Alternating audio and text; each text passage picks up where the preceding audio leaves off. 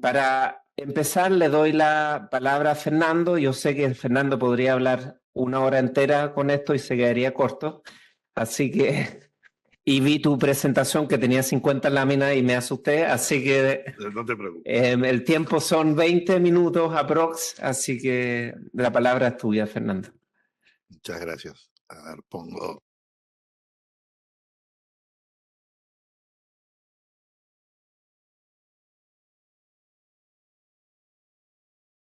Ahí. Y ahí empezó, mira, 0,3 segundos. Lo que pasa es que en el título que me pusieron dice logros y desafíos para la protección social y los cuidados en Uruguay. Entonces yo dije, no, pero entonces no es sobre cuentas nacionales, es sobre el tema del caso de cuidados de Uruguay. Entonces por eso terminaron siendo 48 slides, digamos, porque tiene las dos cosas, pero voy a intentar concentrarlo y sí igual terminar un poco con el caso de Uruguay, porque esta última mesa me pareció muy interesante para pensar de lo que es una política joven. Digo, tenemos mucho más aprendizaje sobre seguridad social, sobre educación, sobre salud. Esta es una política joven, los problemas de intersectorialidad, de combinación público-privado, de pago por oferta o pago por demanda, todos esos problemas que los hemos trabajado mucho para otras políticas públicas, en estas que joven tenemos que aprender, tenemos que ver cómo funciona. Pero tengo para ir pasando, sí. ¿Con esto? Bien. Perdonen que hay partes en inglés, pero bueno, yo lo voy a presentar en castellano. Una mirada demográfica comparativa que nos ayuda a pensar algunas cosas. Justamente lo de NTA. NTTA, que es National Time Transfer Accounts, y NIA, National Inclusion Accounts. Los tres son modalidades interesantes y cómo ellas nos permiten identificar mejor lo que yo creo que son 4 fallas estructurales que tiene América Latina para enfrentar la etapa demográfica que nos toca vivir. A diferentes países, a diferentes ritmos, pero estamos entrando en procesos de envejecimiento, disminución de la fecundidad, etc.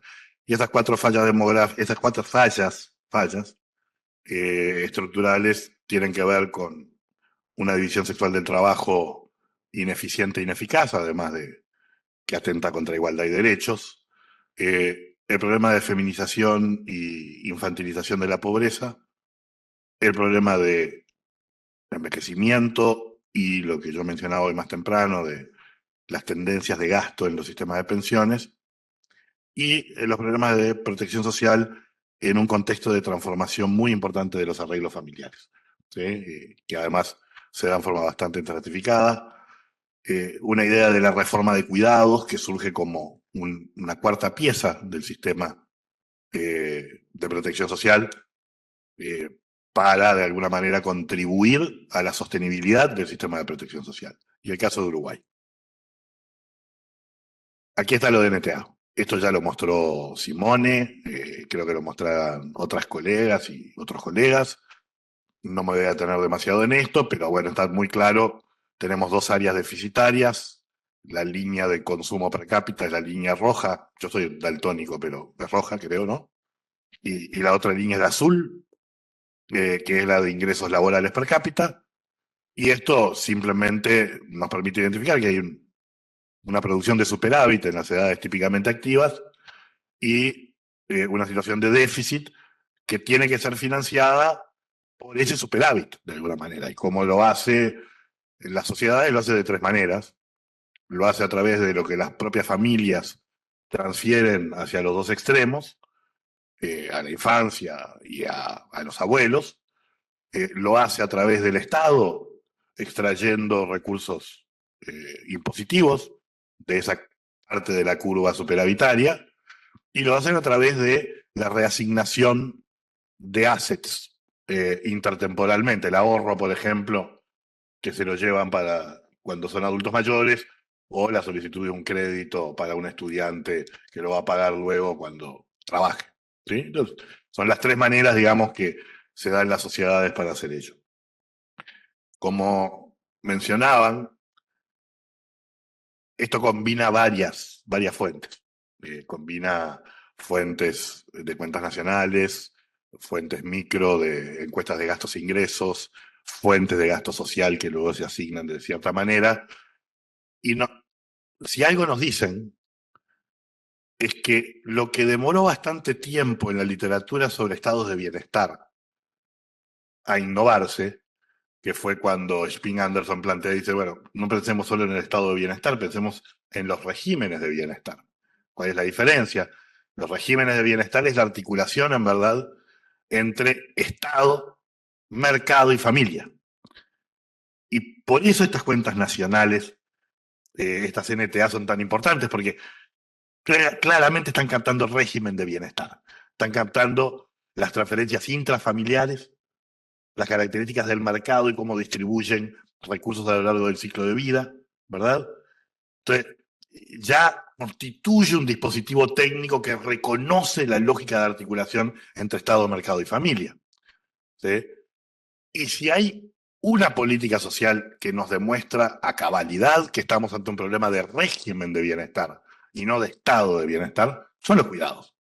Es decir, porque estamos saliendo de cuidados depositados predominantemente en la familia, pidiéndole al Estado que ingrese, dándonos cuenta de cómo el mercado opera. Entonces tengamos eso en cuenta. Y cuando le agregamos a esto NTTA, esto es curvas de National Time Transfer Accounts. ¿Sí? Lo que muestra es el tiempo dedicado por hombres y por mujeres al cuidado de otros. ¿Sí? Lo que tenemos en la izquierda es lo que ya sabemos, las mujeres dedican mucho más tiempo de cuidado, ¿sí?, que los varones a lo largo del ciclo de vida. ¿Sí? Y lo segundo que tenemos en el TTA es el déficit, perdón, el saldo neto de cuidados. Es decir, las personas tanto proveen tiempo de cuidado como usan o consumen tiempo de cuidado, ¿verdad? Bueno, como vemos cuando miramos el tema del saldo neto de cuidados, lo que nos damos cuenta es que los varones, ¿sí?, solo son deficitarios, esto es, proveen más cuidados que los que reciben, en una etapa muy corta de su vida y en magnitudes muy pequeñas, entre los 30 y 54 años. Las mujeres presentan un déficit, es decir, un saldo neto negativo, en donde proveen más cuidados que los que reciben, desde más o menos los 21 años hasta los 83 años, y en forma muchísimo más notoria. ¿Sí? Y tenemos una división sexual del trabajo caracterizada por esta pauta estilizada. Esta pauta estilizada, si fuéramos a NIA, pues estuvimos en NTA, después fuimos a NTTA, y ahora les voy a mostrar un gráfico que de alguna manera muestra lo que sería una lógica de NIA, abre los tiempos de dedicación al trabajo no remunerado por quintiles de ingreso para hombres y para mujeres. Parece raro ese gráfico, pero en verdad, y de nuevo mi daltonismo no ayuda, pero donde ustedes ven curvas que se forman marcadamente, las tres primeras curvas que se forman marcadamente, es el quintil 1, 3 y 5 a lo largo del ciclo de vida de las mujeres. Las mujeres proveen muchas horas de cuidado, 8 horas diarias en promedio en el quintil 1, ya a los 25 años. En el quintil 3, también muchas horas, 6 horas, son menos que las otras, y lo proveen más tarde, ¿sí?, en la edad, más hacia los 30 años. Y hacia los 35 años, las mujeres del quintil 5 y en menor magnitud. Los hombres son relativamente inelásticos a la edad y a los quintiles. Proveen pocas horas de cuidado. ¿Sí? Ahora, entonces, NTA, NTTA, NIA, ¿qué nos está diciendo? Nos está diciendo que para la etapa demográfica en la que estamos ingresando, enfrentamos un serio problema de ineficiencia e ineficacia de la división sexual del trabajo para la productividad y para la equidad, en donde inhibimos la participación de las mujeres en el mercado laboral por altísimas cargas de cuidado en las etapas tempranas de su vida, en particular en las mujeres del quintil 1 y 2. Y ahí lo vemos reflejado en las tasas de participación laboral diferencial. Entonces, la primera falla estructural, que es la división sexual del trabajo, nos lleva directamente a la segunda. Esto explica la feminización de la pobreza y buena parte de la infantilización de la pobreza. ¿Sí? Ahora bien, En el futuro, para solucionar el problema de que vamos a tener una tasa de dependencia de adultos mayores mucho mayor, esa duplicación, precisamos cohortes más productivas, cohortes que sabemos que son más pequeñas por la caída de la fecundidad.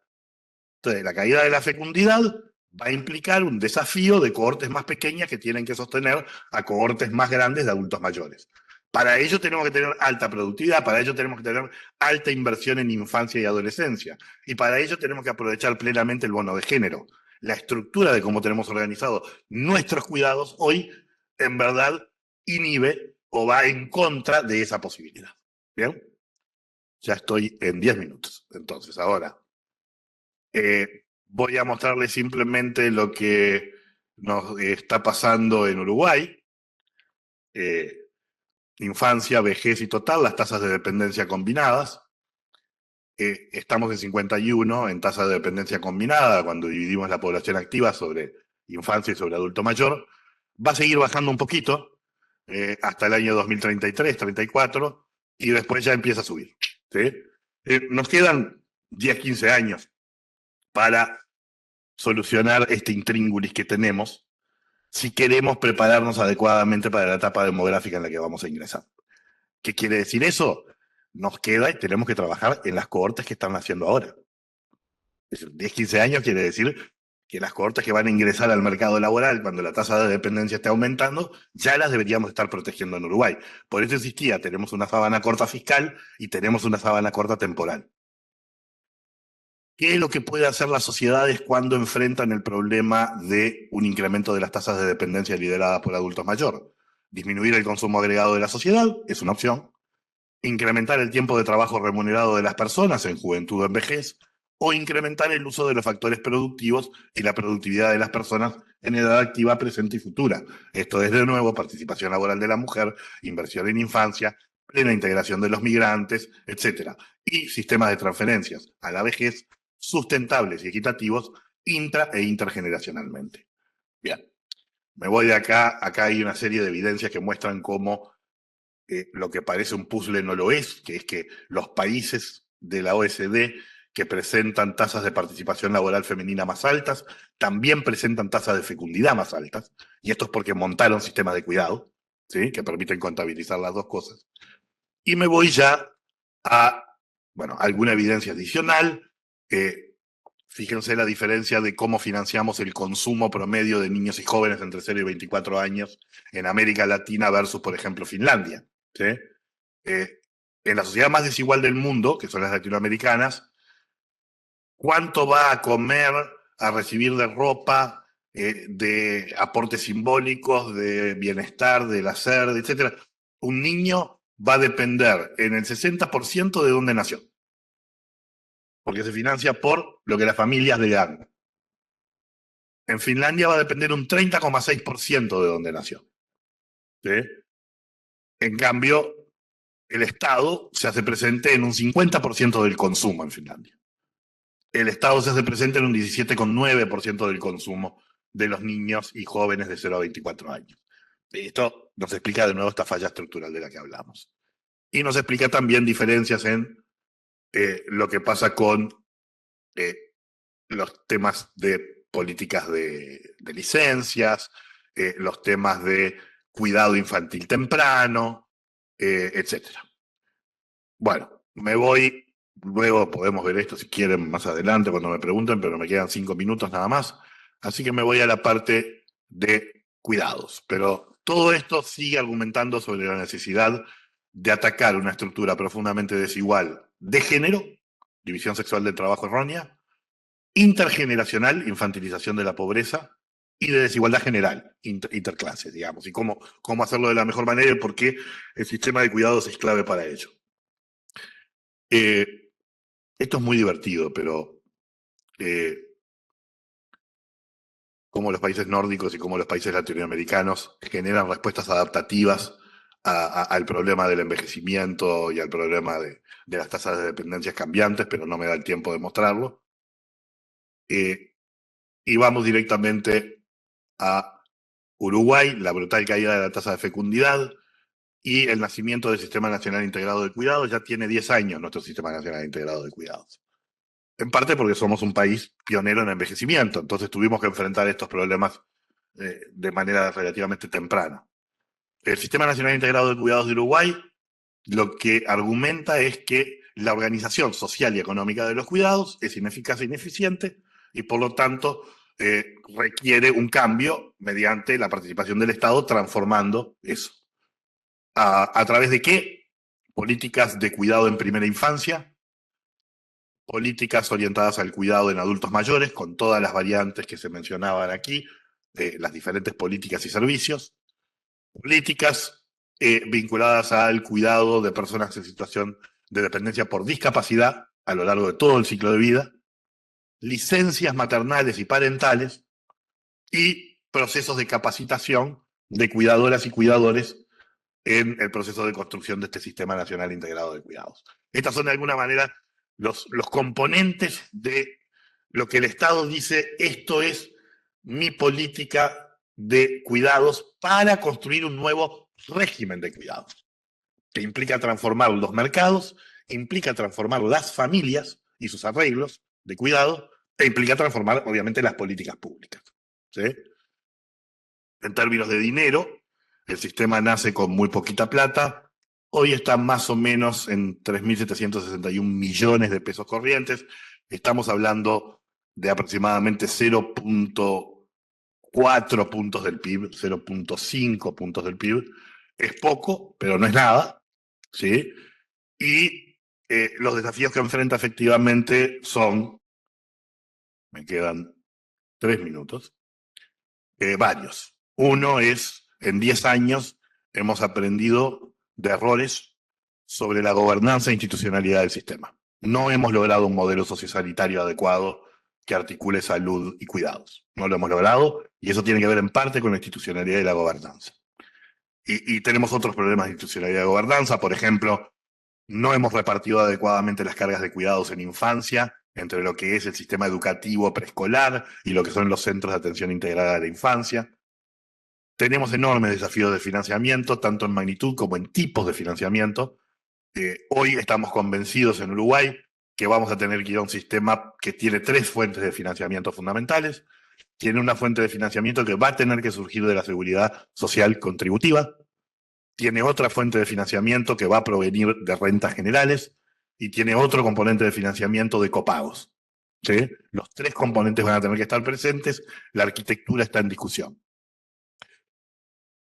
Aprendimos también de cosas que se mencionaron en la mesa anterior, los modelos de servicio para las diferentes poblaciones y los criterios de elegibilidad. El universalismo es la vocación normativa del Sistema Nacional Integrado de Cuidados, pero claramente los recursos no dan para modelos de universalismo directo, de provisión universal, flat rate para todos, de todo. Entonces, los criterios de elegibilidad, la construcción de un baremo ha sido una clave fundamental. Un baremo que combina el problema de necesidad funcional, dependencia, con indicadores de necesidad social. ¿Sí?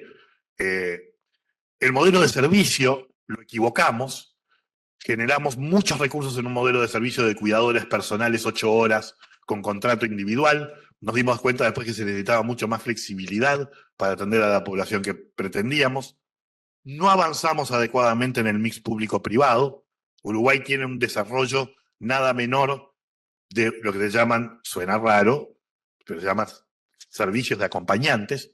Es una solución privada que surgió naturalmente de los sistemas mutuales médicos, en donde uno paga y se asegura un paquete de horas de cuidado, ¿sí? Que lo puede usar cuando lo necesita saliendo del hospital, etcétera, etcétera, etcétera. No articulamos el Sistema Nacional Integrado de Cuidados con esa oferta que ya existía. ¿Sí? Tenemos un problema de territorialidad, las alcaldías y las intendencias no se involucraron en el proceso y eso implicó problemas de identificación de demanda, de identificación de calidad, de accountability, etcétera. Y la promesa del empleo y la demanda de la capacitación y certificación de los trabajadores y de las trabajadoras de cuidado sí avanzó en forma importante, pero muchas veces orientadas a modelos de servicios que iban a ser o bien muy caros o iban a ser demasiado homogéneos para las poblaciones que teníamos que atender. Estos son todos aprendizajes que tenemos del sistema. Y como no me queda más tiempo, porque son 20 minutos, todo esto que sigue es reconversar de nuevo todas estas herramientas a la luz de lo que es la literatura que antes nos enseñó mucho sobre otras políticas sociales. Los problemas de universalismo y focalización, de centralización y descentralización, de prestación pública y prestación privada, los modelos de provisión directa o de provisión a través de servicios subcontratados, financiamiento de la oferta o financiamiento de la demanda, formas de privatización de servicios sociales, etc. ¿Sí? Todas estas herramientas creo que tenemos que revisarlas y usarlas. Y lo que nos dijo Spring Anderson de regímenes de bienestar también es útil. La tipología no es perfecta, pero nos plantea tres grandes modelos.